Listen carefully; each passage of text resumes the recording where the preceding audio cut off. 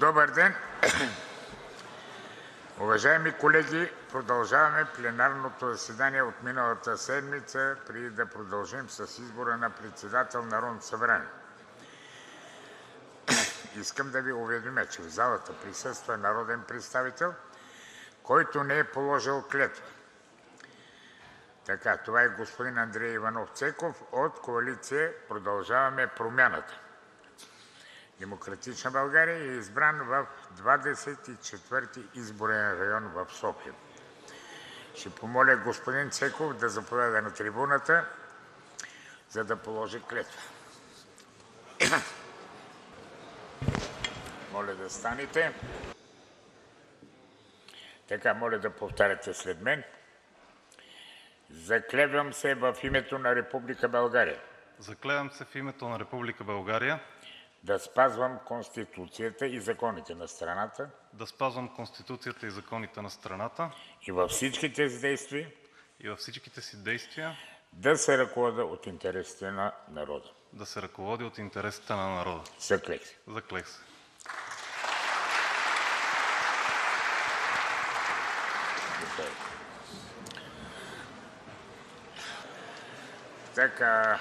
Уважаеми колеги, продължаваме с пристъпване към избора на председател на Народното събрание съгласно приетите правила. Затова давам думата за нови предложения, тъй като процедура бяха само двама кандидати и с тяхното гласуване приключи първата част от процедурата и се налага отново да се направят предложенията. Имаме ли отново предложения? Заповядайте, госпожо Атанасова.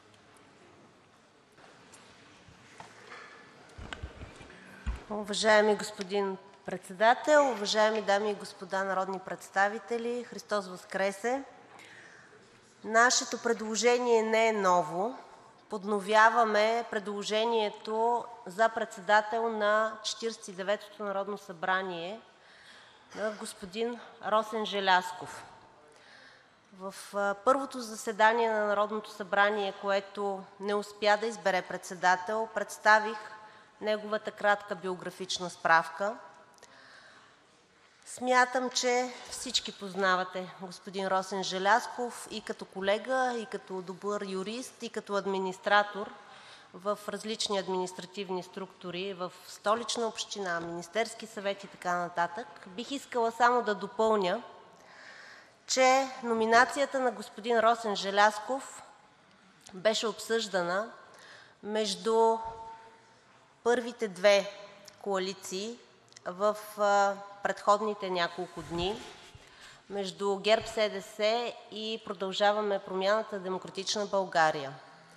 Разговори, които заедно с обсъждане на бъдеща законодателна програма на Народното събрание, която да предложим на останалите парламентарни групи, когато се проведе Председателски съвет, но и която формално изисква споразумение за осигуряване на мнозинство за неговото избиране.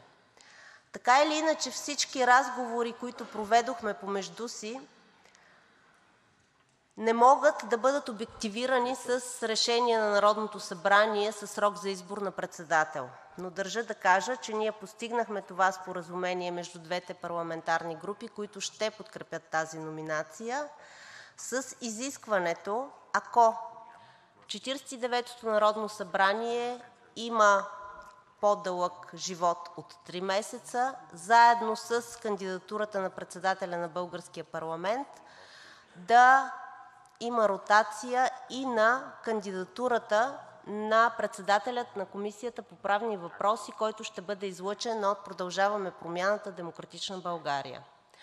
Даваме си сметка, че този наш ангажимент е израз на добронамерен тон между двете политически групи, че не може да бъде закрепен с акт на Народното събрание и разчитаме, че този ангажимент би се спазвал в бъдеще както от страна на ГЕРБ-СДС, така и от страна на „Продължаваме Промяната – Демократична България“. Така че, господин Председател, уважаеми колеги, номинацията на нашата парламентарна група и уверението на втората по големина парламентарна група, че биха подкрепили тази номинация, е на господин Росен Желязков.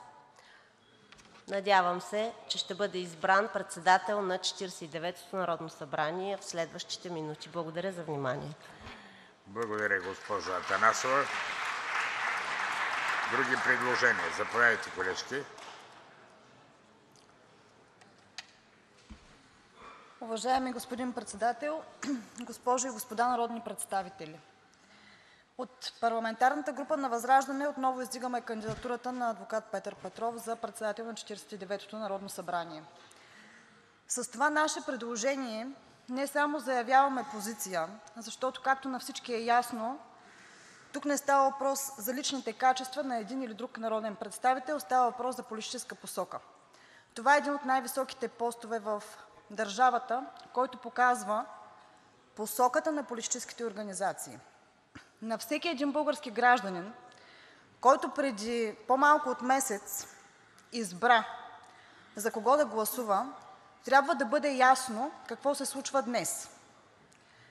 Една политическа организация, формация, коалиция, която осмисли съществуването си с борбата срещу друга организация, формация, коалиция, която дълги години управлява държавата, без да квалифицирам по какъв начин, в момента се готви да подкрепи същата тази организация, заради борбата с която възникна и съществува известно време. Давам възможност и от уважение към избирателите на тази организация или коалиция последен шанс техните избраници да подкрепят достоен кандидат от достойна организация, която всъщност, влизайки в Народното събрание, прави това, което говори преди избори, по време на избори. За пореден път ние доказваме, че правим след избори. Даваме ви шанс, колеги от „Продължаваме Промяната – Демократична България“, да не направите огромна грешка и да не предадете избирателите си. Благодаря. Благодаря ви и аз.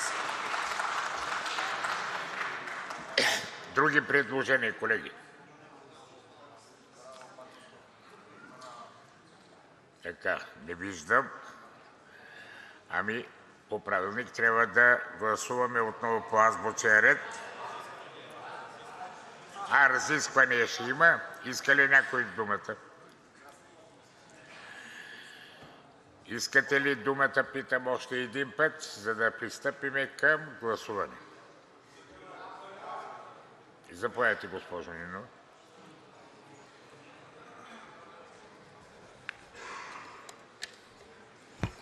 Господин Председател, уважаеми колеги народни представители! Важен момент за избор на председател на Народното събрание, за да може да стартира то. Но чухме от самите вносители, че решението за ротационен принцип не може да бъде взето от Народното събрание и дотук, но аз слагам една запетайка и продължавам, защото е противоконституционно. Да, намерихте начин да заобиколите Конституцията и да предложите ротационен принцип на 3 месеца. Интересно защо 3? С какво е обвързан този срок? Още по-интересно е, честито на Никола Минчев, ще бъде председател през лятната ваканция. Но сега сериозно. Уважаеми колеги, това е пореден удар върху авторитета на институцията Народно събрание. Да, знаем, че е сложно. Били сме в такава ситуация и друг път. Сложно е да се намери баланс, за да стартираме и да работим в името на България и на хората. Но тази сложност не означава непременно да заобикаляте Конституцията, за да си наместите интересите. Конституцията е върховният закон и ние искаме той да се спазва. Искам да Ви припомня какво се случи в подобна ситуация в предишен парламент с малко цитати. Ние подкрепихме, аз лично издигнах Вежди Рашидов тогава не като представител на ГЕРБ, те имаха друг, а като най-възрастния между нас. Принципно. Друг да беше най-възрастният, щяхме него да подкрепим. Какво ни се случи? Малко цитати, за да си припомним. Паметта е хубаво нещо. Ние не очаквахме Корнелия Нинова да подкрепи директно Вежди Рашидов. Времето на прехода се върна. Ето я коалицията на крадците, която пропилява енергията на протеста. Коалиция на статуквото. Събраха се да крадат. Никога няма да подкрепим ГЕРБ. Цитати на различни представители на „Продължаваме Промяната“ и „Демократична България“ тогава. И то само защото намерихме решение на парламентарната криза с председател. Изобщо не сме обсъждали законодателна програма, закони, които ще подкрепим в някакво мнозинство. Изляхте тонове помия върху БСП. Продължавам с цитатите. Един представител на „Продължаваме Промяната“ – „Демократична България“, който напусна групата на БСП и сега е депутат при Вас, каза: „По-скоро ще ми изсъхне ръката, отколкото да гласувам за ГЕРБ.“ Друг представител от тази група на ГЕРБ казва: „По-скоро бих си отрязал ръката, отколкото да подкрепим „Продължаваме Промяната.“ Аз не знам какво е това състезание да се лишавате от ръце. И сега изведнъж джентълменско споразумение. Какво е това, уважаеми колеги? Коалиция на джентълмени с по една ръка.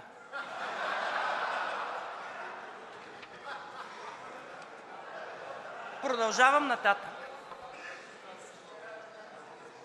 По-важното от тази уйдурма е законодателната програма. Ще си изберете председател, добре. По-важно е, че изборът на председател върви с договорки за законодателна програма. В тези предложения има добри закони, необходими закони, част от които и ние подкрепяме и ги обявихме като приоритет в декларацията си първия ден на Народното събрание. Разбира се, има и такива, които няма да подкрепим, но това е въпрос на бъдеще. По-скоро въпросът ми е: чия е тази програма? Част от тези закони са предложени от служебния кабинет. Част от тях са от кабинета Кирил Петков недовършени. Част от тях са от миналия парламент, който започнахме и не довършихме. Кой застава зад тази законодателна програма? Коалицията на джентълмените. Добре, но с една ръка, да. Но, уважаеми колеги, изчислили ли сте финансовия аспект на тази законодателна програма? Не сте със сигурност. Знаете ли колко милиарда струва тази законодателна програма? Не знаете със сигурност. И тук стои ключовият въпрос: как предлагате такава законодателна програма, зад която застава мнозинството Ви, без бюджет? Всички тук се клехме в първия работен ден, че най-важното нещо е да работим в името на народа. Най-важният закон в името на народа е бюджетът на държавата, защото от него зависят заплати, пенсии, болници, образование, общини, предместни избори. Всичко, което се сетите, е в бюджета. Политиките на едно мнозинство е в бюджета. Политиката на едно правителство е в бюджета. Къде Ви е бюджетът в законодателната програма? Значи не Ви интересува народа. Бюджета на служебния кабинет ли ще подкрепите? Бюджет на новото мнозинство ли ще подкрепите и как точно ще го направите без правителство? И кого в момента залъгвате, българския народ, че правите мнозинство за някаква законодателна програма, но няма да правите правителство? Как тази законодателна програма ще стане без бюджет? Вижте, това са приказки за наивници. Излезте и честно, и почтено си кажете на хората: правим коалиция, правим управление. И последен въпрос, най-вече към „Продължаваме Промяната“. Вие кои сте и къде сте, и „Демократична България“? Вие кои сте и къде сте?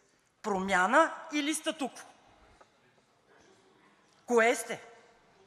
И как така Това, за което ни обвинявахте навремето, ние не направихме правителство тогава, разбира се, беше само манипулация, че е похабена енергията на протестите на площадите, как го обяснявате сега?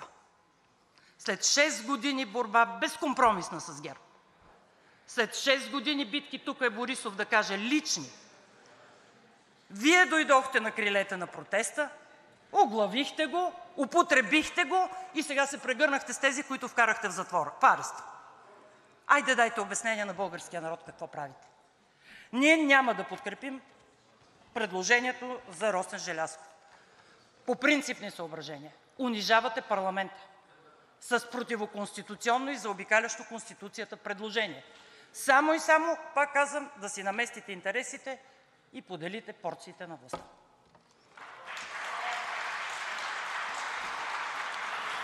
Благодаря, госпожо Нинова. Колеги, друг да иска думата? Заповядайте. Да, ще ви дам. Здравейте, колеги!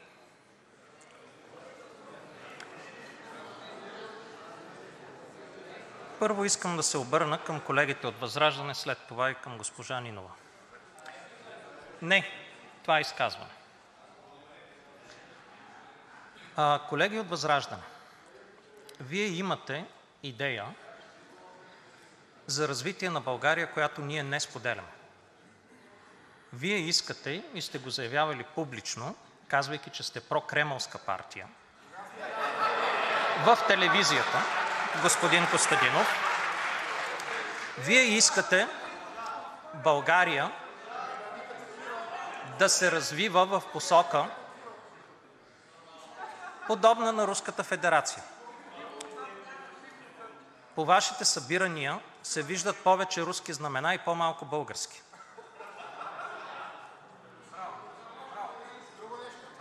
Вие искате не европейско развитие на България, не това да сме част от Европейския съюз, не това да имаме Шенген и еврозоната. Всичко това Вие събирате подписи за референдуми против. А това, за което Вие се борите, означава в България да се установи режим на управление, подобен на този в Русия, което идва с по-ниска продължителност на живота, по-големи неравенства, значително по-лоши публични услуги, по-голяма корупция и като цяло една държава, от която българските граждани бягат и емигрират къде? В Европа. Господин Василев, давайте така, по същество, по същество даваме. Нямате председател. Съвсем по същество даваме. Колеги от ВЪЗРАЖДАНЕ, няма как да подкрепим председател, който ще води този парламент и тази държава в тази посока. Така, към колегите от БСП. Госпожо Нинова, предишният парламент се занимаваше повече от месец и половина с промени в Изборния кодекс, които доведоха до нека да кажем, изборите с най-съмнителни резултати в последните 25 години. И това не го казахме ние, каза го Обществения съвет към ЦИК. Тези промени в Изборния кодекс бяха наложени от едно мнозинство, което се формира за избор на председател. И избра председател на ГЕРБ за целия живот на този парламент. Предишния говоря. Както знаете, ние гласувахме против кандидатурата на господин Желязков, стигнахме до същата ситуация като миналия парламент, свикахме председателски съвет и казахме: колеги, дайте идеи, всички бяха там.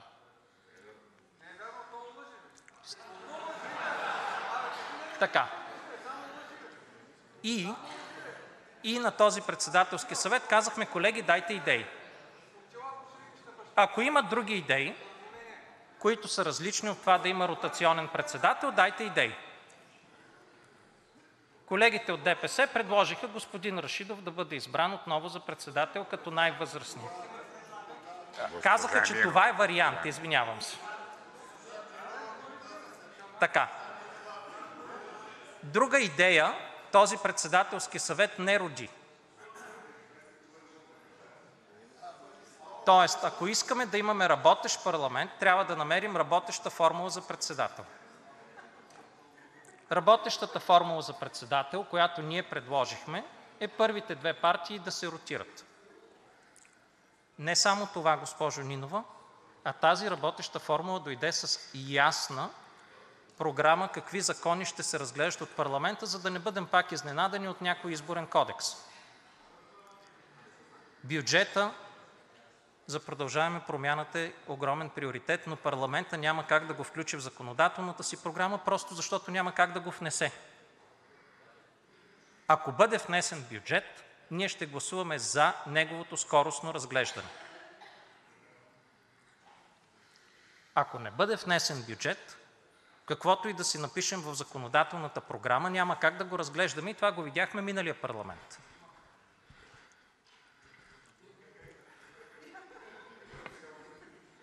Последно, колеги. В момента се опитваме да направим нещо изключително трудно, което 5 пъти този парламент не успя. Всъщност не успя веднъж и беше саботиран.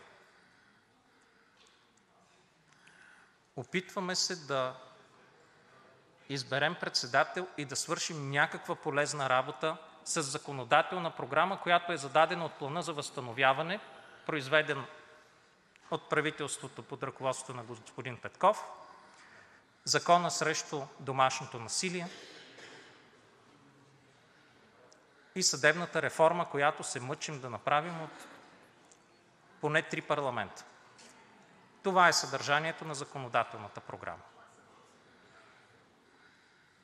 Тези закони, ако бъдат приети, даже и този парламент да не излъчи правителство, ще помогнат на България да се придвижи напред и в икономически план, и в политически план.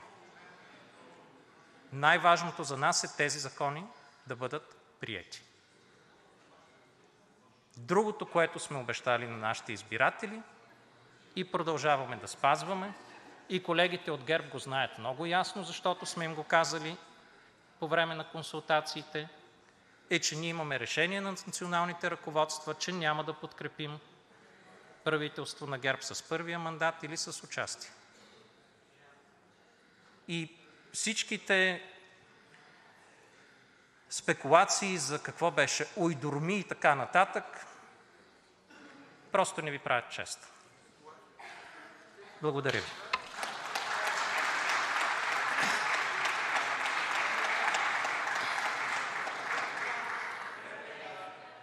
Секунда само, уважаеми господин Василев, само ще вметна няколко думи, дано не съм ви направил по-нещастен, като бях председател, но всички останали бяха доволни. Чух и господин Петков да говори по телевизията, че никакви закони не сме приели. 53, господин Петков. Благодаря ви. И се опитах да бъда председател на целия български парламент и съм ви пазил името, личното и авторитета на този парламент. Благодаря, ако обратно ви е мнение. За реплика желаехте, колеги, заповядайте. Така ли трябваше? Сега ще стане. Нека репликата. Мир да има само. Добре, защото лидера на партията иска все пак да вземе думата. Благодаря Ви, уважаеми господин Председател, уважаеми дами и господа народни представители! Уважаеми господин Василев, разбира се, че се оценяват усилията за нужното законодателство, което трябва да се приеме. Още повече, че сближаването между ГЕРБ и Промяната дава възможност следващите 3 месеца ние тук да работим. Само че големият въпрос, уважаеми дами и господа народни представители, през следващите 3 месеца кой ще управлява страната? Тоест, ако от понеделник президентът започва да връчи мандати, ние няма да можем за 3 месеца да свършим работата. Или пък имате договорка с президента, той да бъде част от тази завера, така че да може през следващите 3 месеца ние да си свършим работата. Тоест, как Вие виждате, обяснете го, в крайна сметка вече имате достатъчно политически опит, през тези 3 месеца кое ще бъде правителството? Или пък ние ще приемем един бюджет, примерно, който ще изпълнява от служебното правителство и то може да си харчи парите така, както то си пожелае и да подготви, примерно, местните избори. Каква Ви е логиката? 3 месеца от понеделник, след като договорката е факт, или Вие ще направите правителство с ГЕРБ, но поне го кажете, в крайна сметка сте се разбрали, такава е политическата логика, за да има стабилност. Или просто създавате един пореден хаос в държавата и това просто е прах в очите на избирателите, на медиите, на хората, на анализаторите, на икономическите субекти. В крайна сметка има огромни очаквания, но как Вие виждате следващите 3 месеца наистина да работи този парламент и най-вече кое ще е правителството, което ще свърши тази работа? Благодаря Ви. И аз благодаря. Заповядайте, господин председател, за мен е чест. Да, и ще ви дам още една реплика. Секунда, но преди това господин Тошко Йорданов искаше думата. Наред да караме, защото ще... Господин Василев, добре, реплика и господин репликата ми е Йорданов. директно към Вас. Изрекохте няколко лъжи от тази трибуна. Предполагам, че сте го направили, защото просто или сте бил подведен, или защото не сте бил достатъчно добре запознат. Ще се радвам да ми кажете кога някой от ВЪЗРАЖДАНЕ е казвал, както казахте преди 10 минути от тази трибуна, че ВЪЗРАЖДАНЕ е прокремълска партия. Също така, ако погледнете въпроса за референдума, ще видите, че въпросът за нашия референдум е за подкрепа на българския лев. Между другото, в този референдум или в тази подписка за референдум, под този въпрос, господин Василев, се подписали страшно много Ваши избиратели. Честни и почтени българи, каквито са и нашите избиратели, каквито са всъщност всички избиратели, надявам се. Нещо, което не можем да кажем за избраниците обаче. И затова Ви съветвам да проявите малко повече уважение, включително и към Вашите избиратели, и към всички останали. Затова не дейте да подменяте истината с лъжа. Не лъжете, не бъдете като Кирил Петков. Следващото нещо, което искам да Ви кажа. Вие казахте, че ние сме искали да направим България пропутинска държава с руски модел, в която държава, както казахте, има ниска продължителност на живота. Знаете ли, господин Василев, в момента в съседната сграда на Народното събрание, която е сградата на Българската академия на науките, има една конференция на тема „Необратим ли демографския срив в България?“ Ако сега не бяхме тук, аз щях да бъда там, защото съм поканен, но няма как да присъствам заедно с нашите специалисти от парламентарната група. Знаете ли защо? Защото България вече 20 години средната продължителност на живота е най-ниска в целия Европейски съюз и една от най-ниските в света въобще, като изключим държавите от третия свят. България, която вече 33 години уверено следва евроатлантическия път, е държавата с най-бързо изчезващо и намаляващо население в света. В света! Повтарям го още веднъж. И това е заради този евроатлантически път на развитие, който унищожава нашата държава. Нещо, което тук е плод на консенсус сред една голяма част от представителите в Народното събрание. Нещо, за което, ако тръгнете да търсите обвиняеми, залата е пълна с такива. И на последно място да Ви кажа следното нещо. Не се обиждайте, когато чувате подобни квалификации от страна на представителите на ВЪЗРАЖДАНЕ за това, което в момента се случва тук в тази зала. От нас е нормално да ги чуете. По-скоро трябва да се притеснявате, когато ще започнете да ги чувате, и Вие вече ги чувате от Вашите избиратели. Защото Вашите избиратели, това, което виждат в момента, е, че Вие превръщате техния вот, Вие подменяте техния вот и превръщате техните избраници, Вас самите, в патерица на ГЕРБ. Това виждат Вашите избиратели. И те ще Ви го казват всеки ден от тук насетне. И Вие, понеже не сте глупак, много добре знаете, че е така. И каквито и неща да се опитвате да кажете тук от тази трибуна, няма да намерите извинения. Защото нашата позиция е политическа позиция. Ние не сме Ви избиратели. Но Вашите избиратели са тези, които ще Ви накажат най-строго и най-справедливо. И пак ви казвам накрая: не лъжете, не бъдете като Кирил Петков.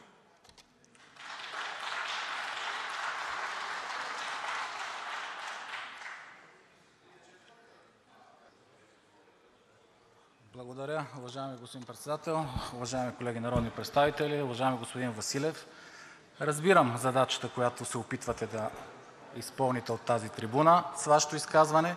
Трудно е, няма как да обясните тази коалиция нито на Вашите народни представители, нито на Вашите избиратели, нито на българските граждани. Защото колкото и да заобикаляте Конституцията, не може да заобиколите Народното събрание, не може да заобиколите духа в тази зала. Трудно може да обясните. Корнелия Нинова каза: един народен представител от Вашата парламентарна група ще му изсъхне ръката. Друг народен представител от ГЕРБ ще си я отреже. Разбрахме, че сте в колаборация и с президента, който 3 месеца ще трябва да управлява, докато изпълнявате законодателната програма. Президентът обаче трябва да си отреже и двете ръце, защото първо се отрече от ГЕРБ, когато излезе с юмрука на площада 2020 година. След това се отрече от Вас, когато каза, че е сгрешил, когато Ви е създал. Помните ли го това нещо? Нарече Ви шарлатани. Тоест той трябва да си отреже и двете ръце. И какво имаме вследствие на това днешно наше решение, което евентуално ще бъде взето? Парламент с 2 представители без ръце и президент без 2 ръце. И искате да управлявате държавата по този начин. Какво свърши 48-то народно събрание? Не е това, което говорихте. Изборният кодекс беше само във Вашите глави и в никой други. Никой други. Само във Вашите. Тук. Тези 53 народни представители. Само във Вашите глави беше Изборният кодекс. В главите на всички нас бяха безплатните учебници за всички деца до 12-ти клас. 350 лв. еднократна помощ за ученици. Това беше в главите на останалите народни представители. Минимална работна заплата 50% от средната работна заплата, 42 пъти предлагана в тази зала и накрая приета. Това реши 48-то народно събрание. Затова беше избран и Вежди Рашидов за председател, за да може да повишиме доходите на българските граждани, да повишиме минималната работна заплата и да приемем бюджета. Нямало бюджет и затова не сте го включили в програмата. Не, защото просто не Ви е в дневния ред. Защото просто си търсите оправдание как да подкрепите кандидатурата на ГЕРБ. Ами тук има още 120 народни представители, които могат да внесат 240 закона. Тях защо ги няма в законодателната програма? Кой парламент досега в историята на тази институция е приемал законодателна програма? Замисляли ли сте се? И защо няма законодателна програма на парламента? Защото всеки един може да предлага. И не сте Вие този или тези, които ще определяте какво да се гледа в пленарна зала. Гледа се всичко. И ако трябва да има председател, той трябва да бъде такъв, да допуска законодателството на всички депутати, а не само на това, което сте се разбрали последните 3 дни. Защото тук има представители на, пак казах, още 120 народни представители. Но това е въпрос за отношение към държавата, към институциите, към парламента, към парламентаризма и най-вече към българските граждани, тези, които са ни изпратили. Не държа да ми отговаряте на репликата, тъй като знам, че е трудно. Не може да обясните Вашето поведение, не може и да бъде разбрано Вашето поведение нито от Вашите избиратели, нито от Вашите народни представители, нито от който и да е в тази зала. Но така или иначе българският парламент трябва да има председател. Ще гласуваме кандидатурите и който събере повече гласове, в крайна сметка ще започне да председателства Народното събрание, но по-важното е кой ще управлява държавата. Благодаря. Благодаря. Заповядайте за реплика.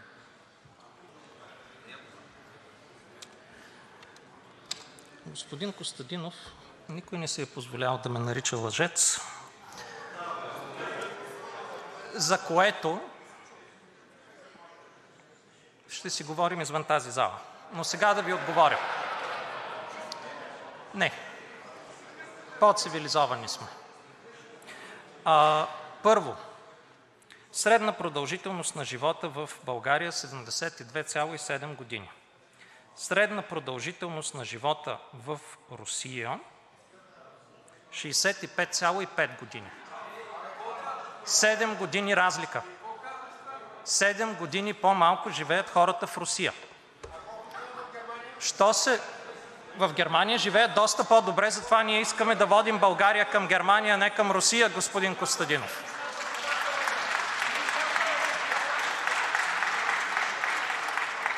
Второ, върнете си записа на лице в лице от предизборната кампания и много внимателно изслушайте Вашия отговор на въпроса: Вие прокремълска партия ли сте? Да. Така.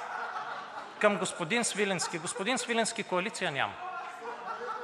Така че всякакви приказки за коалиция ги няма.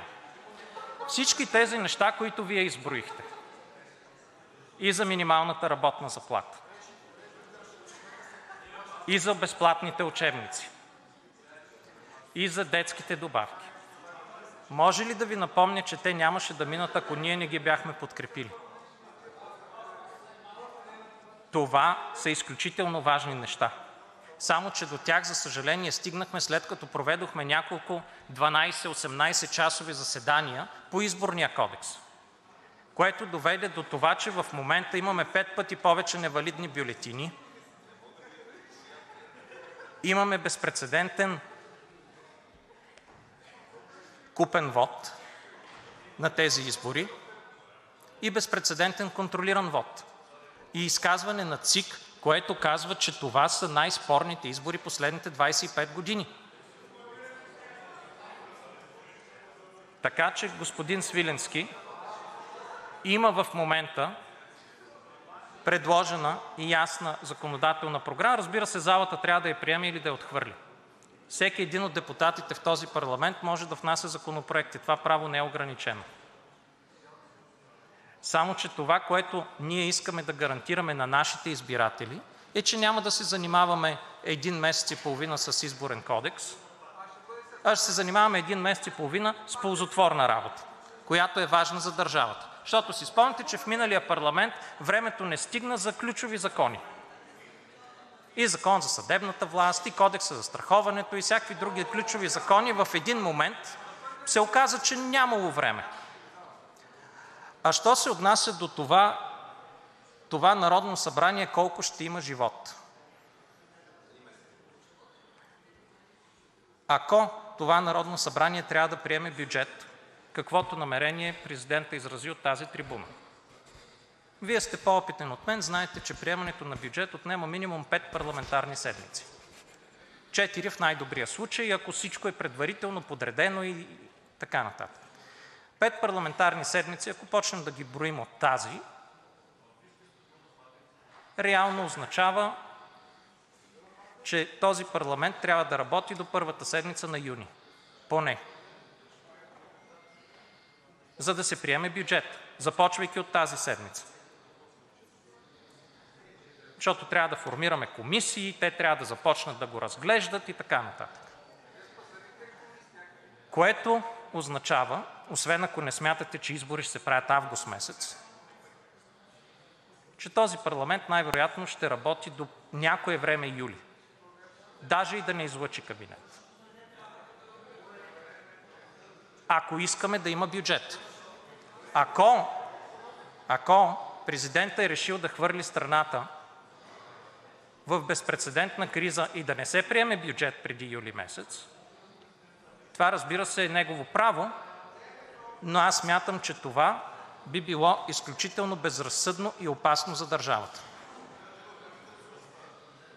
Така че имаме поне до първата седмица на юни, за да се приеме колкото е възможно от тази законодателна програма. Благодаря ви. Секунда, господин Божанков поиска думата още преди. Уважаеми господин Председател, уважаеми колеги!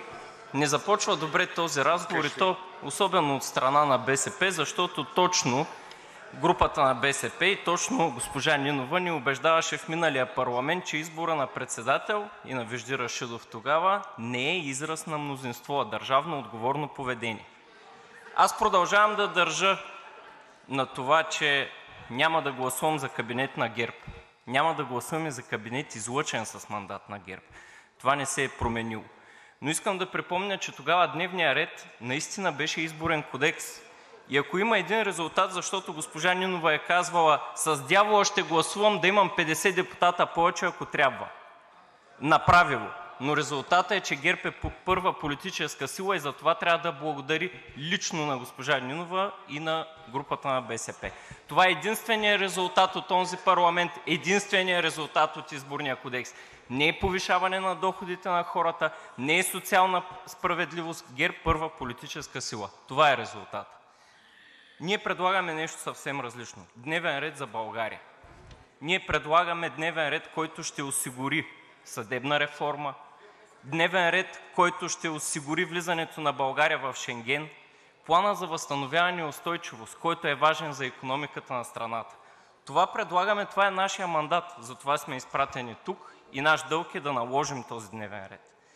Но говорейки за мнозинства, и го казвам като човек, който е бил част от ръководството на парламентарната група на БСП тогава идеята беше, госпожо Нинова, не знам, искам да опресня Вашата памет, с третия мандат на Стефан Янев да се прави кабинет с ГЕРБ и ДПС. Това беше Вашата идея. Това беше Вашето желание и това не е тайна за никой. Така че не знае какво стана с референдума за джендърите, дали събрахте милиони подписи, но не знае и дали има 50 разновидности на пола. Знае обаче със сигурност, че госпожа Нинова има 50 нюанса на морала. Благодаря.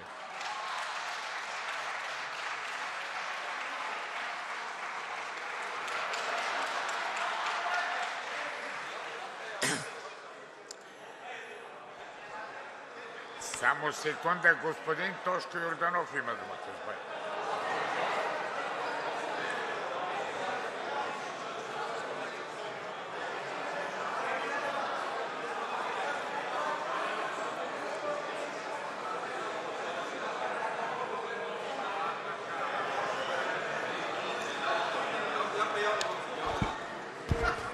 Уважаеми господин Председател, уважаеми колеги! Уважаеми господин Божанков, къде седна, че не те виждам? Така, 50 нюанса на морала. Нямаше един нюанс на морала. Един нюанс. Човек, който бива изключен от парламентарната си група.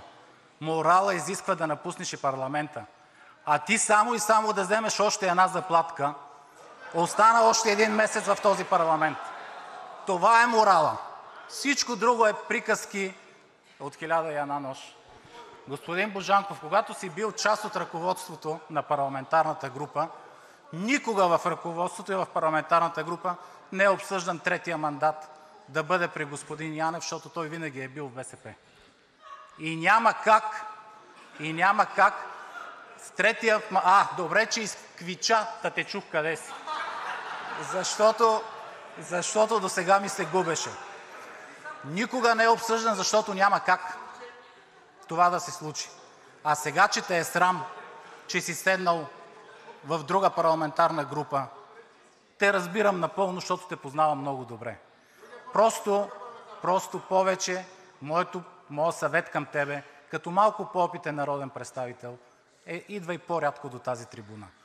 Би бил по-полезен за парламента и за българските граждани, и за тези, които 3 мандата те изпращаха от Горна Оряховица, а сега от Габрово в българския парламент.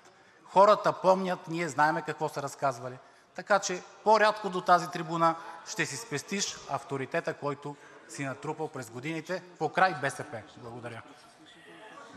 Добре. Сега да ме помоля с лични нападки да ни вървиме напред, защото имаме процедура по конкретни неща. Моля ви, без лични нападки. Господин Председател, уважаеми господин Председател, дами и господа народни представители! Аз няма нищо лично да вкарам в моята реплика, тъй като не искам и да го правя. Няма смисъл просто.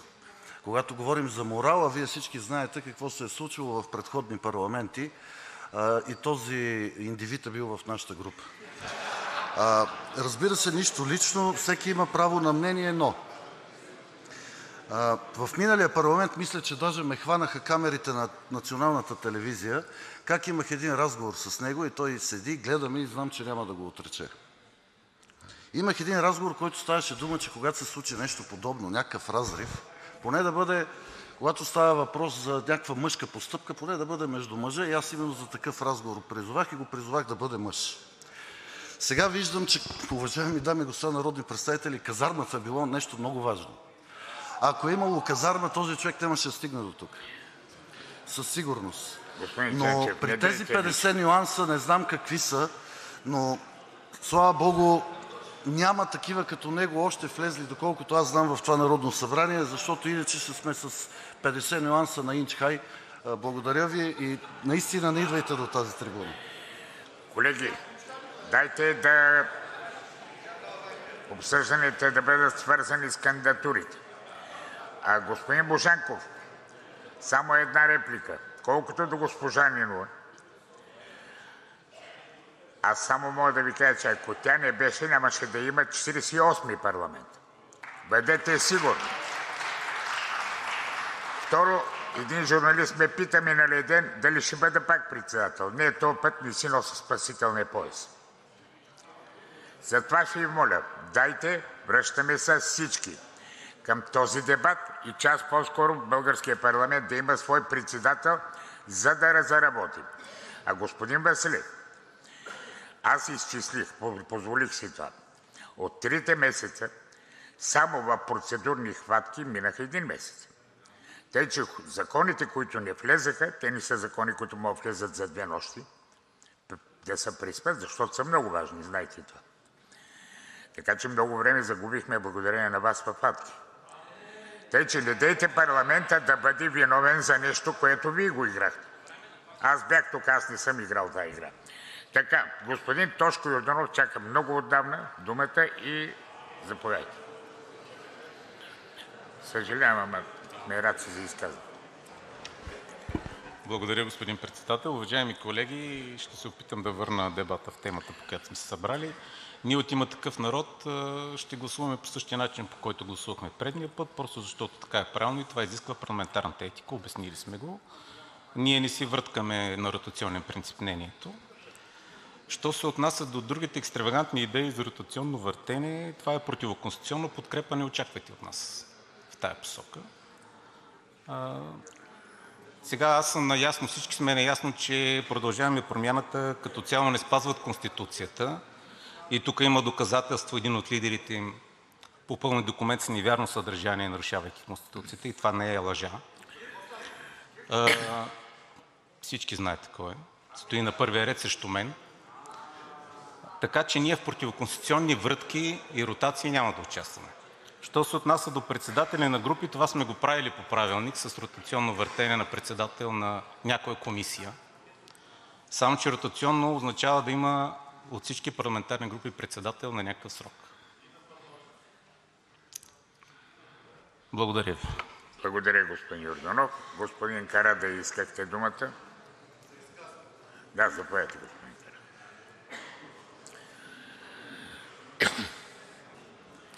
Благодаря ви, господин Председател. Уважаеми госпожи и господа народни представители! Изборът на председател на Народното събрание изисква отговорно поведение, държавническо поведение. Ние сме изразявали нашето мнение от тази трибуна, че като правило за председател на Народното събрание се полага на най-голямата парламентарна група да предложи председател на Народното събрание, докато се оформи мнозинство в Народното събрание, което оттам нататък да подреди структурата изобщо на управление и в Народното събрание, и в изпълнителната власт. Сега в момента виждаме, че се оформя мнозинство в Народното събрание и затова пък от своя страна има мнозинство и опозиция. И при оформилото се мнозинство в Народното събрание ние от „Движение за права и свободи“, тъй като не участваме в това мнозинство, съвсем естественото ни място е да сме опозиция на това оформило се мнозинство. В Конституцията не е записано, но не пречи да го запише мнозинството в Правилника на Народното събрание, да има тримесечни председатели, да има тримесечен парламент, въпреки че в Конституцията пише друго. Може да се запише и тридневни правителства да има. Въпрос на воля на това мнозинство. Независимо какво пише в Конституцията. Ние това сме го видели. Дотук обаче това, което чуваме от тази трибуна, от изказвалите се от мнозинството, можем да го определим по тинейджърския модел ГЕРБ плюс промяната равно на подмяна.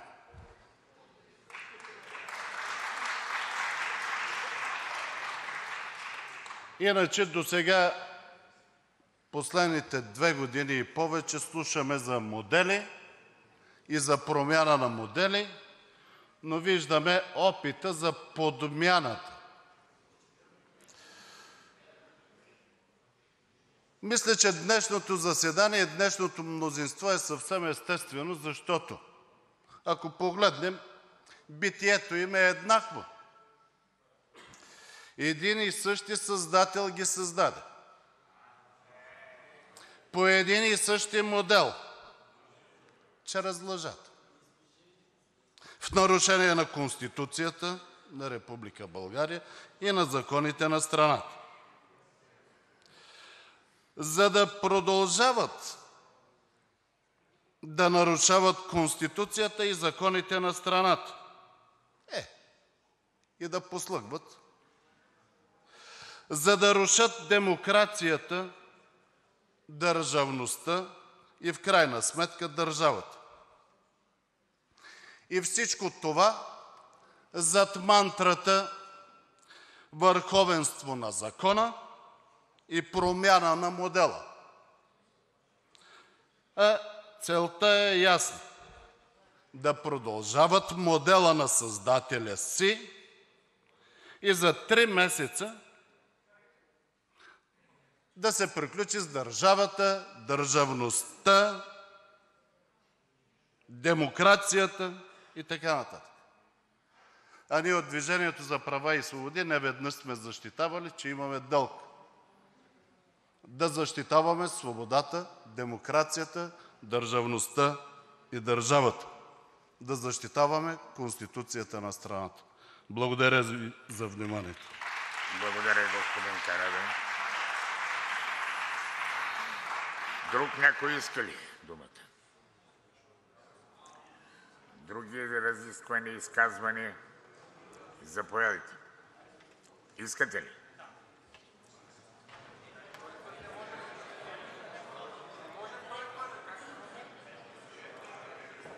Реплика, заповядайте, господин. Господин Карадайъ, леко съм учуден от Вашето изказване. Съдебната реформа ли руши държавата?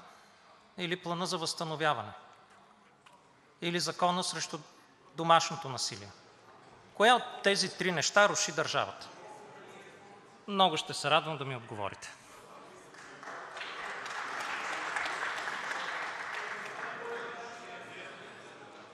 Искате ли отговор, господин Карадайъ? Заповядайте. Има друга реплика. Искате ли още малко време? Господин Рорев, заповядайте.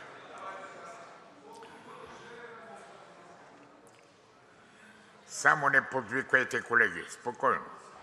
И този ден ще си като отиде като предишни. Спокойно и бавно. Благодаря, господин Председател. Уважаеми колеги, започвам с колегите от БСП. Трябва да си кажем... Събрах няколко реплики. Тя започва добре, не се притеснявайте. Тя започва добре и е в подкрепа на това, което председателят каза. Предишното Народно събрание наистина го дължим на Вас, защото Вие се договорихте за председател и поради това успяхме да поработим за българските избиратели. Само че За разлика от „Продължаваме Промяната“ и „Демократична България“, Вие не казахте какво сте се разбрали. Всички го разбрахме, това беше хартиената бюлетина, но трябваше това да стане ясно от тази трибуна. За разлика от това, ние казваме пределно ясно: ротацията на председател е свързана с законодателни приоритети, не е свързана с правене на правителство. Това е разликата между нашия ясен и видим подход и Вашия. Към специалистите по демографски растеж единственото, което искам да кажа, е, че Вашият референдум против еврото ще изгони и последните млади българи от тази държава. И това ще го дължим изцяло на Вас. Браво! Браво! Браво! И финално към колегите от ДПС. Когато във Вашите редици има хора, санкционирани от нашите и Вашите според Вас партньори от двете страни на океана, всички разговори за спазване на законност са безпредметни. Благодаря Ви. Благодаря.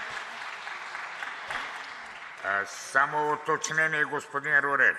Имаше председателски съвет и това възникна случайно, а в никакъв случай не беше договорено и това стана благодарение на българския народ. Единствено заради него. Заповядайте, господин Кяков. Благодаря Ви, господин Председател. Отзад напред, господин Лорер. Административни санкции, обжалване по съдебен ред, означава защита на демокрацията, защита на законността. Докато Вие да седите на един и същия ред с нарушители на Конституцията и законите на страната, е рушене на демокрацията. А това не го казваме ние от ДПС, това го казва българският съд. Доколкото дали съдебната реформа руши държавата, господин Василев? Не. Но съдебната реформа не представлява модела, Вашия модел „стани да седна“ и да се приемат закони в нарушение на Конституцията, за да се поднесе съдебната система на тепсия на един олигарх и медиен монополист, който Ви създаде, а съдебната реформа представлява онова, което ние от „Движение за права и свободи“ черно на бяло разписахме като Законопроект за промяна на Конституцията на Република България. Нещо, което казва и Венецианската комисия, на която се позовавате много пъти оттук, че без промяна на Конституцията няма как да стане тази необходима съдебна реформа. Само че ние разписахме и на Вас Ви я дадохме, но дума не чухме по тази тема, господин Василев, а и действия не видяхме в тази посока. Затова Ви казвам, не съдебната реформа представлява рушене на държавността, но реформата не представлява само смяна на едни персони.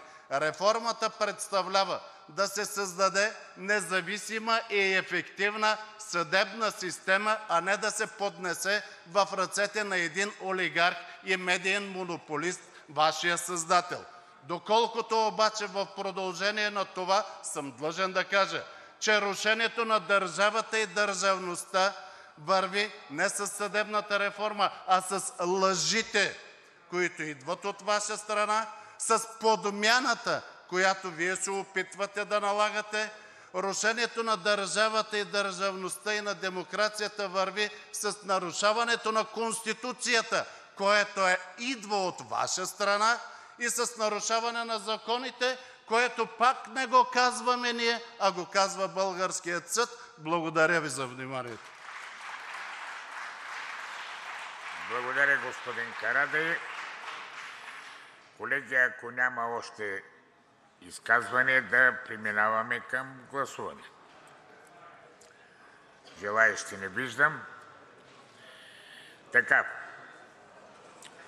По изискване на Правилника, по азбучен ред ще предлагаме гласуването да стане. Първо за господин Петров. Моля, режим на гласуване. Какво да е? Добре, къде е Годолов? Това ли е към? Я как загледахте, опасно ставаше. Така. Така. Моля, преустановете. Гласували 234, за 36, против 59, въздържали се 139. Предложението не е прието. Следващо, да. Предлагам да гласуваме кандидатурата на господин Росен Желязков. Моля, режим на гласуване за господин Росен Желязков. Моля, преустановете. Гласове 230. За 136, против 0, въздържали се 94. Уважаеми колеги, имаме избран народен представител за председател на Народното събрание. Сега ще ви дам думата. Един изключителен юрист, мога да ви потвърдя годините, че един добър човек и изключително умен, подреден и работлив човек. Желая му наистина на добър час. Вие какво искахте? Обяснение на вота.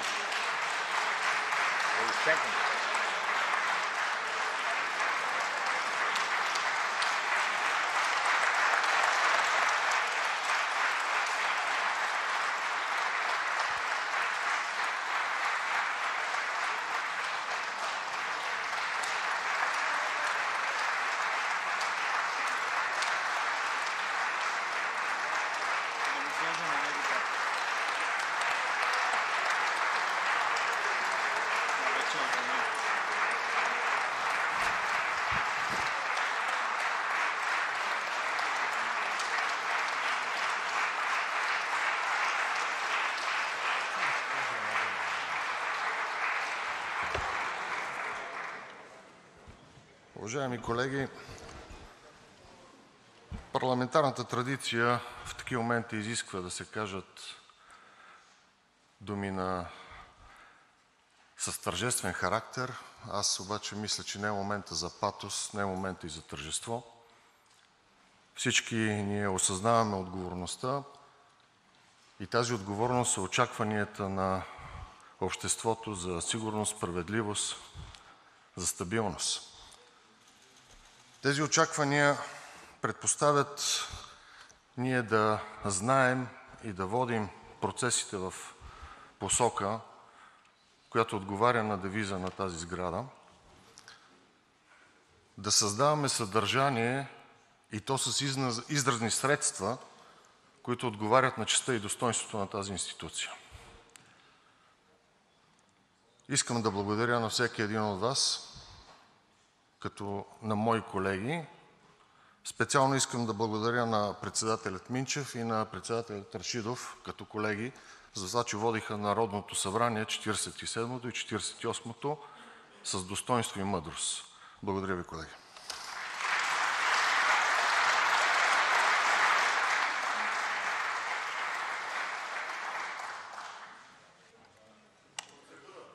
За процедура, заповядайте, господин Хамид. Само има вод различен от този на мнозинството. Заповядайте, господин Ганев. Господин Председател, в лично качество Ви поздравявам за това, че бяхте избран на едни от най-високите постове в нашата държава. Пожелавам Ви поне да се опитате да сте безпристрастен, както в предишния парламент, и да имаме ползотворна работа в този.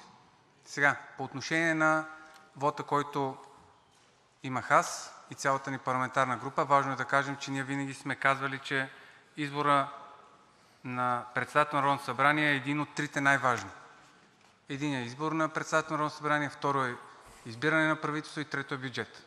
Това определя и позиционирането на всяка една политическа сила къде е – управляващи или коалиция. От управляващи и, разбира се, опозиция. Ние от ВЪЗРАЖДАНЕ сме принципно диаметрално противоположни на новата управляваща коалиция ГЕРБ с „Демократична България“ ПП, или известни вече като новата патерица на ГЕРБ. Точно заради това няма как да подкрепим Вашата кандидатура. Имаме диаметрално противоположни политически възгледи, нямаме никакво намерение да предаваме националните интереси, нямаме никакво намерение да отстъпваме пред нашите избиратели. Когато говоря аз или някой от ВЪЗРАЖДАНЕ, говорят 358 хиляди човека. Тук от тази трибуна преди няколко минути лицето Асен Василев си позволи да нагруби, да обиди и да оплюе 358 хиляди българи. Не го съветвам да го прави.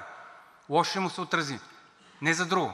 Защото неговите избиратели, след като избягаха една част от тях и дойдоха при ВЪЗРАЖДАНЕ, сега ще направят същото. Да, и дори и в новата патерица на ГЕРБ има достойни българи, тяхни избиратели. И те ще видят, че не е нормално да гласуват за политически организации, защото там не знам колко са, 7, 8, 9, 10, не знам, които осмислят съществуването си на две неща – анти-ГЕРБ риторика и Гешев, анти-Гешев. И за всичко това нещо в момента сложиха кръст. Явно изчегъртването свърши, в момента започва замазването. Затова ние от ВЪЗРАЖДАНЕ няма как да подкрепяме всички тези неща. Ние сме принципни. Когато ГЕРБ, Гешев направиха всичко възможно да смажат, да забранят ВЪЗРАЖДАНЕ, ние устояхме и разчитахме единствено на нашите избиратели. В момента разчитаме и защитаваме нашите 358 избиратели. Не го забравяйте, защото когато лъжете оттук, когато нагробявате 358 хиляди българи, те ще ви накажат. Що се отнася до референдума? 602 хиляди човека се разписаха, господин Василев. Оплювате тях. 602 хиляди човека.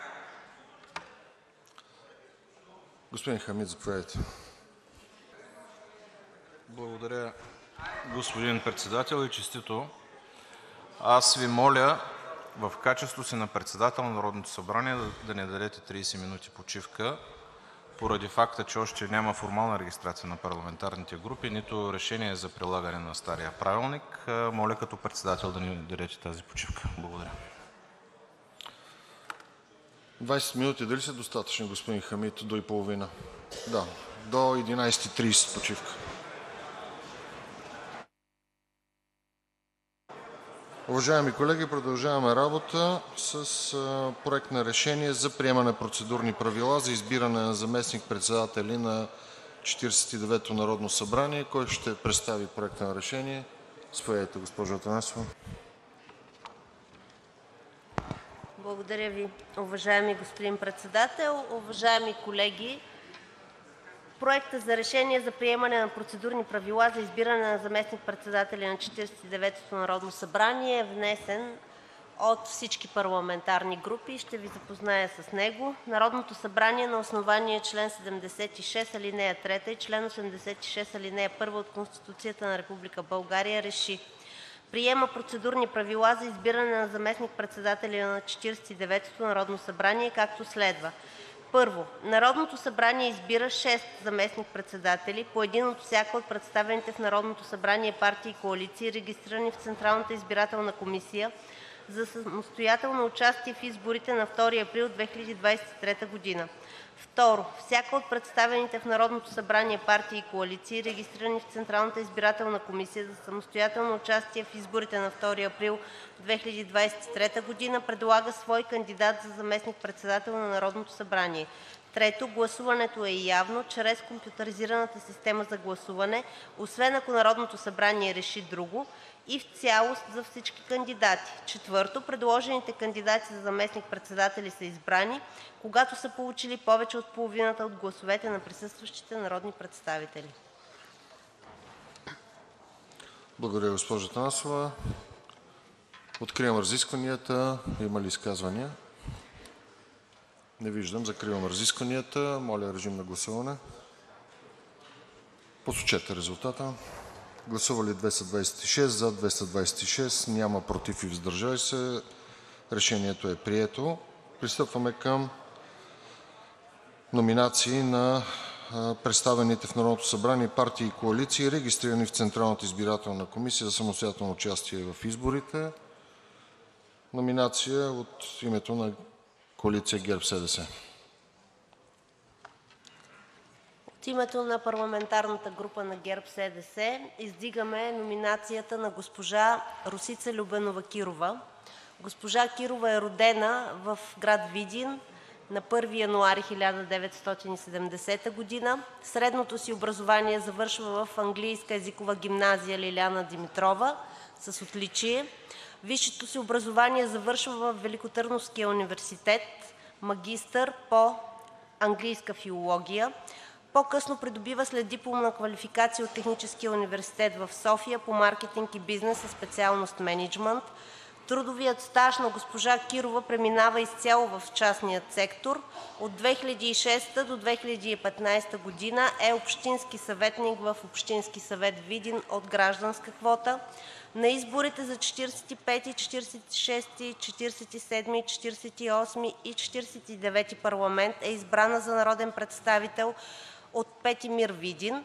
Госпожа Росица Кирова е била заместник-председател на 46-ото и 47-ото народно събрание. Благодаря. Благодаря, госпожо Атанасова. От името на коалиция „Продължаваме Промяната – Демократична България“. Заповядайте, господин Атанасов. Благодаря Ви, господин Председател. Възползвам се от възможността да взема за пръв път думата и да Ви пожелая успех, както и на цялото Народно събрание под Ваше ръководство. От името на парламентарната група на „Продължаваме Промяната – Демократична България“ предлагаме за заместник-председател на Събранието господин Никола Минчев. Мисля, че няма нужда от подробно представяне. Никола Минчев е завършил право в Софийския университет. Адвокат, беше председател на Народното събрание, а в миналия парламент заместник-председател. Благодаря Ви. Благодаря Ви. От името на ВЪЗРАЖДАНЕ господин Дренчев, заповядайте. Господин Председател, дами и господа народни представители! От името на парламентарната група на партия ВЪЗРАЖДАНЕ правим номинацията на господин Цончо Томов Ганев. Няма да го представям, Вие познавате отлично неговата работа в 47-то и 48-то народно събрание като заместник-председател. Благодаря. Благодаря, господин Дренчев. От името на „Движение за права и свободи“ заповядайте, господин Карадайъ. Благодаря Ви, господин Председател. Да Ви пожелаем много здраве и успешен мандат като председател на Народното събрание. Ние от „Движението за права и свободи“ за заместник-председател на Народното събрание предлагаме госпожа Филис Хюсменова. Госпожа Хюсменова е била от 2003 до 2005 година министър в кабинета на господин Сакскобургготски. От 2005 до 2007 година е била народен представител в Националния парламент, след което 3 мандата е била евродепутат, като е била заместник-председател на групата на либералите в Европейския парламент. И още нещо да кажа за госпожа Хюсменова. Беше обявена за евродепутат на годината за 2016 година. Благодаря Ви. Благодаря Ви. От името на коалиция „БСП за България“. Благодаря, господин Председател. Позволете ми и аз да Ви поздравя с избора, да Ви пожелая здраве и успех в ръководенето на Народното събрание. Уважаеми колеги, от името на парламентарната група на „БСП за България“ предлагаме за заместник-председател на Народното събрание Кристиян Вигенин и мисля, че това е достатъчно като представяне, за да го подкрепите. Благодаря Ви. Благодаря Ви. И от името на „Има такъв народ“. Заповядайте, господин Йорданов. Благодаря, господин Председател. Честито. Надявам се да бъдете наистина пръв сред равни. От името на парламентарната група на „Има такъв народ“ нашата номинация за заместник-председател на Народното събрание е професор Андрей Чорбанов. Професор Андрей Чорбанов е роден 1 юни 1967 г. в София и завършва Биологическия факултет на Софийския университет „Свети Климент Охридски“, специалност биотехнология. Магистър е по генно и клетъчно инженерство. Защитава и докторска дисертация по имунология през 2002 г. професор по имунология. Като гост-изследовател е специализирал в Нидерландия, Тайван, Унгария, Италия, Словакия. Бил е преподавател в различни университети, а в момента в Софийският университет „Свети Климент Охридски“ и гост-професор в университета в Ниш, Сърбия. Професор Чорбанов е ръководител на Департамента по имунология в Институт по микробиология на БАН, съпрезидент на Националното дружество по имунология към Съюза на учените в България, Носител на 2 награди Питагор и 2 награди на Съюза на учените за биомедицински науки. Народен представител в 45-ото, 46-ото и 47-то Народно събрание от листата на „Има такъв народ“. Благодаря, господин Йорданов. Откривам разисквания по направените кандидатури. Не виждам. Закривам разискванията. Подлагам на гласуване анблок направените предложения за заместник-председатели на 49-то Народно събрание. Моля, режим на гласуване. Преустановете гласуването. Посочете резултата. Гласували 231, за 230, един се въздържа. Предложението е прието. Заповядайте да вземете местата си, уважаеми колеги.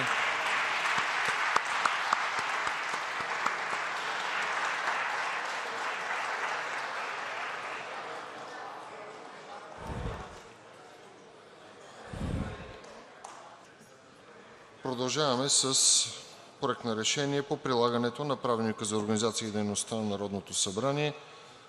Кой ще представи от името на вносителите Проект на решение? Госпожо Атанасова, заповядайте. Благодаря Ви, господин Председател. Честито на заместник-председателите на 49-ото Народно събрание. Представям Проект на решение по прилагането на Правилника за организацията и дейността на Народното събрание. Народното събрание на основание член 73 и член 86, ал. 1 от Конституцията на Република България РЕШИ: Първо, 49-ото Народно събрание осъществява своята дейност по Правилника за организацията и дейността на Народното събрание до приемането на свой правилник, освен ако реши друго. Второ, решението влиза в сила от деня на приемането му. Благодаря Ви, госпожо Атанасова. Откривам разискванията. Има ли предложения, дебати? Не виждам. Закривам разискванията. Режим на гласуване. Преустановете гласуването. Посочете резултата. Гласували 231, за 231. Предложението е прието. Преминаваме към Проект за решение за избиране на секретари на 49-то Народно събрание. Моля за представяне на Проект на решение. Благодаря. Представям Ви Проект на решение за избиране на секретар на 49-ото Народно събрание. Народното събрание на основание член 86, ал. 1 от Конституцията на Република България РЕШИ: Избира 12 секретари на Народното събрание, по двама от всяка от парламентарно представените партии и коалиции, регистрирани в Централната избирателна комисия, за самостоятелно участие в изборите на 2 април 2023 г. Второ, гласуването е явно чрез компютъризираната система за гласуване, освен ако Народното събрание реши друго, и в цялост за всички кандидати.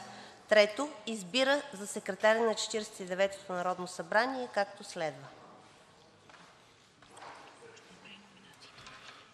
Ако искате, направете и номинацията от името на ГЕРБ-СДС.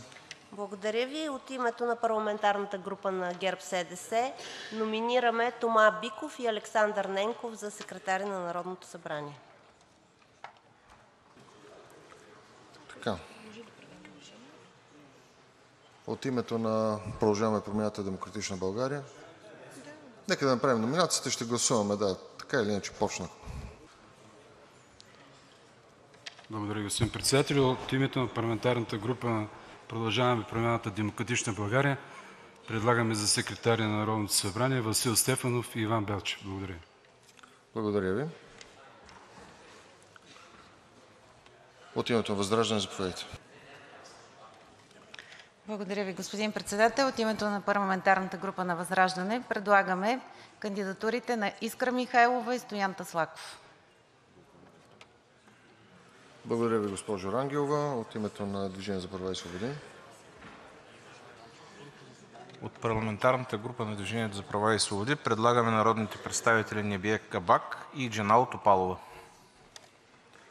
Благодаря, господин Хамид. Заповядайте, господин Зафиров от Коалиция за България, БСП за България. Благодаря, господин Председател. От името на БСП за България предлагаме за секретари на Народното събрание народните представители Диан Дечев и Иван Петков. Благодаря, господин Зафиров. И от името на „Има такъв народ“. От името на „Има такъв народ“ предлагаме за секретари Станислав Балабанов и Станислав Богдански. Благодаря, господин Йорданов. Подлагам на гласуване първо решението за избиране на секретари. Моля, режим на гласуване. Посочете резултата. Гласували 232, за 232. Решението е прието и подлагам на гласуване поименния състав. Моля, режим на гласуване. Посочете резултата. Гласували 224, за 224. Решението е прието. Предложението е прието. Преминаваме към решение за отмяна на Великденската ваканция за тази година. Тъй като приехме правилника и вече би трябвало да сме във ваканция, затова има проект на решение за нейната отмяна. Заповядайте, госпожо Атанасова. Благодаря Ви, господин Председател. Представям Ви Проект на решение за отмяна на Великденската ваканция на Народното събрание за 2023 година. Народното събрание на основание член 86, алинея 1 от Конституцията на Република България във връзка с член 40, алинея 2 от Правилника за организацията и дейността на Народното събрание РЕШИ: отменя Великденската ваканция на Народното събрание за 2023 година. Благодаря, госпожо Атанасова. Има ли изказвания? За изказване ли, господин Карадайъ? Заповядайте. Благодаря Ви, господин Председател. Уважаеми госпожи и господа народни представители, честити Ви светли празници! Аз мисля, че великденските празници минаха. Поне съм останал с такова впечатление, но предстои Рамазан Байрам. Днес и утре още е Рамазан и в петък е първия ден на Рамазан Байрама. Може би от тази гледна точка да се обърнем към мюсюлманите народни представители. Те в петък най-вероятно ще бъдат на Байрам и няма да бъдат на заседание в Народното събрание. Може да предложим петък да е неработен ден за Народното събрание. Благодаря Ви. Благодаря Ви, господин Карадайъ. Светли празници и за християни, и за мюсюлмани. Моля, режим на гласуване, колеги.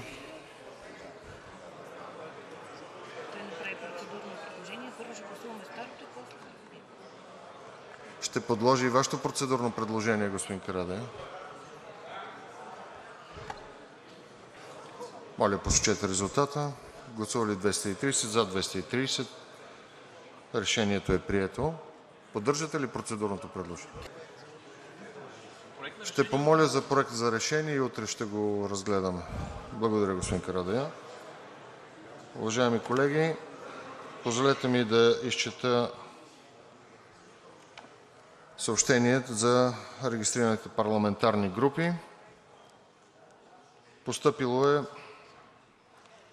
решение за образуване на парламентарна група на народните представители, избрани като регистрирани от коалицията ГЕРБ-СДС. Името на парламентарната група е Парламентарна група на ГЕРБ-СДС с ръководство председател Десислава Атанасова, заместник-председатели Деница Сачева, Теменужка Петкова и Румен Христов, секретар Евгения Алексиева.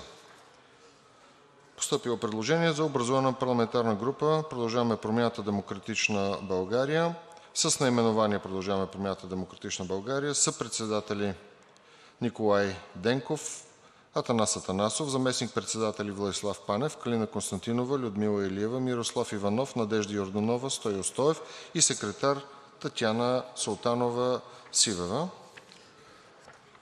Постъпило е решение за учредяване на парламентарна група ВЪЗРАЖДАНЕ с ръководство Костадин Тодоров Костадинов, председател на парламентарната група ВЪЗРАЖДАНЕ, Петър Петров, заместник-председател, Николай Дренчев, секретар на парламентарната група.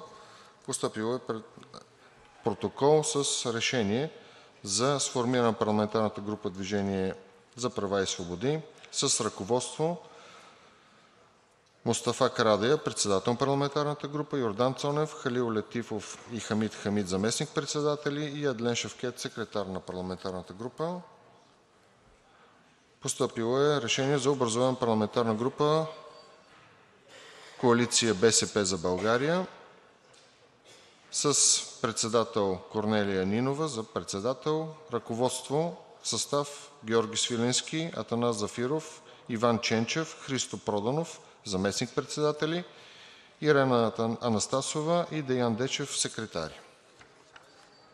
Постъпило е решение за учредяването на парламентарна група „Има такъв народ“ в състав: Тошко Хаджитодоров – председател, Ивайло Вълчев, Филип Станев – заместник-председатели, Станислав Балабанов – секретар.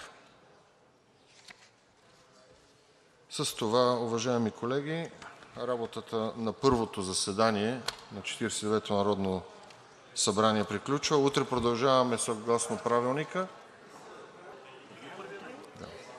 Утре ще продължим с Комисията за Правилника. Утре съгласно Правилника трябва да започнем в 9 часа, а ние приехме неговото действие, така че утре заседанието започва в 9 часа. Закривам първото заседание.